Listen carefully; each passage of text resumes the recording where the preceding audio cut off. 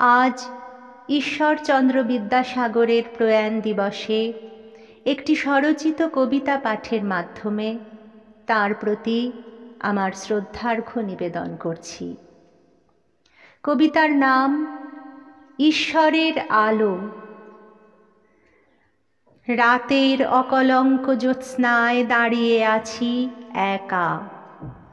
রাতের ভয়কে জয় করার অনিবার্য প্রত্যয়ে হাতে তুলে নিয়েছি কলম। কলমই যে আমাদের শক্তি, একান্ত সম্বল, আশ্রয়।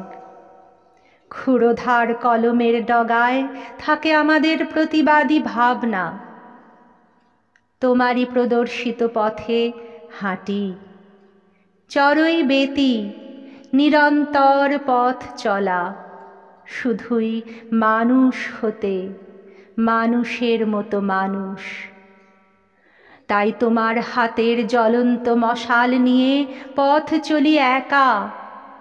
তুমি দাও সাহস, আত্মপ্রত্যয়।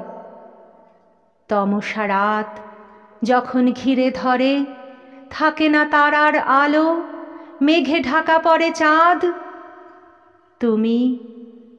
তুমি প্রদীপের আলো হয়ে জ্বলো অনির্বাণ। দুই ভ্রুর মাঝে তুমি ঈশ্বরের আলো, তুমি ঈশ্বরের আলো।